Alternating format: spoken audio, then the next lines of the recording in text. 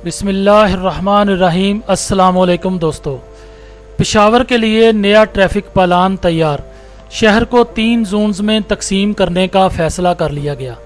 सूबाई महकमा ट्रांसपोर्ट की जानब से खैबर पख्तूनख्वा असम्बली में जमा कराए गए रिकॉर्ड में वाज़ेह है कि सूबाई हुकूमत पेशावर के मौजूदा ट्रैफिक निज़ाम से मुतमईन नहीं और ट्रांसपोर्टेशन सर्विसेज को बेहतर बनाने की कोशिश की जा रही है।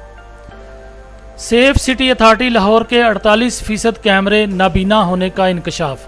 CTD की रिपोर्ट में सेफ सिटी अथॉरिटी की कारकर्दगी का पोल खोल दिया गया। लाहौर में लगे 48% कैमरे गैर फाल होने का इंकशाफ हुआ है। CTD के मुताबिक जोहर टाउन जैसा वाकया मुस्तकबिल में पेश आया तो दहशत गर्दों तक रिसाई में मुश्किलात पैदा होंगी।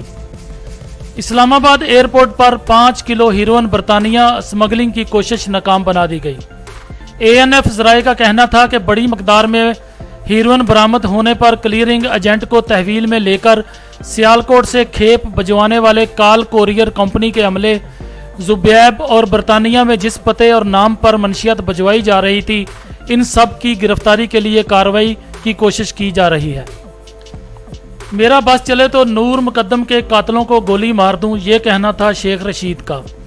वफाकी वजीर ने कहा कि अफगान सफ़ीर की बेटी ने जिन टैक्सियों में सफ़र किया उनके ड्राइवरों को छोड़ दिया गया है, ये सब बेगुनाह हैं और ये कुल 6 लोग थे। इस्लामाबाद हसास शहर है, खतरात हैं, लेकिन मौत अल्लाह के हाथ में है। आप देख रहे हैं गोल्डन न्यूज़ चैनल। बराए मेहरबानी वीडियो को लाइक करें, शेयर करें और कमेंट्स बॉक्स में अपनी राय का इजहार करें और चैनल को सब्सक्राइब करें और बेल आइकन पर क्लिक करें ताकि हमारी आने वाली तमाम वीडियोस आप बाकायदगी से देख सकें। पंजाब के तमाम स्कूलों में 1 अगस्त से यकसान कौमी निसाब नाफिज होगा। लाहौर समेत सूबा भर में 2 अगस्त से यकसान कौमी निसाब पढ़ाया जाएगा। यकसान कौमी निसाब से हटकर किताब लगाने पर 20 लाख रुपए तक जुर्माना आयद किया जा सकता है। स्कूल एजुकेशन डिपार्टमेंट ने तमाम अथॉरिटीज़ को मरासला जारी कर दिया है, जिसमें खसूसी तौर पर हदायत की गई है। तालिबान ने मारूफ कमेडियन के कत्ल का एतराफ़ कर लिया। तर्जमान तालिबान ज़बीउल्लाह मुजाहिद ने कंधार के टिकटॉकर खाशा जवान के तालिबान के हाथों कत्ल का एतराफ़ करते हुए तस्दीक की है कि सोशल मीडिया पर वायरल होने वाली वीडियो में मकतूल को गिरफ्तार करने वाले दोनों मुसल्लह अफराद तालिबान जंगजू थे। दफ्तर खारजा का अरकान यूरोपीय पार्लियामेंट के खत का खैर मकदम। दफ्तर खारजा के तर्जमान का कहना है कि दुनिया भर की पार्लियामेंट्स में जम्मू और कश्मीर के मसले पर बहस हुई। इंसानी हकूक़ की आलमी तंजीमों, बैनुल-अक़वामी मीडिया ने मकबूजा कश्मीर में इंसानी हकूक़ की पामालियाँ मुसलसल बेनकाब की। मेरी जान को ख़तरा ज़रूर है लेकिन घबराने वाला नहीं हूँ, ये कहना था वफाकी वज़ीर शेख रशीद का। मीडिया का शुक्रगुजार हूँ कि उन्होंने मेरी दरख्वास्त पर लाल हवेली पर होने वाली फायरिंग की ज़्यादा कवरेज नहीं दी। भारतीय हुकूमत के इक़दामात हमें बीच मंझदार ले आए हैं, ये कहना था वफाद चौधरी का। सोशल मीडिया पर जारी बयान में वफाकी वज़ीर का कहना है कि डेल्टा वेरिएंट फैलाव के खिलाफ मोदी हुकूमत के नाकाफी इक़दामात से इंसानियत दोबारा वायरस के रहमो करम पर है।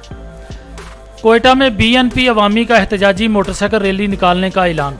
रैली के हवाले से तफसीलात बताते हुए BNP अवामी के तर्जमान का कहना था कि पुरअमन एहतजाजी रैली बॉर्डर की बंदिश, मनशियात के फैलाव और बिजली की गैर एलानिया लोड शेडिंग जैसे मजालम के खिलाफ निकाली जाएगी।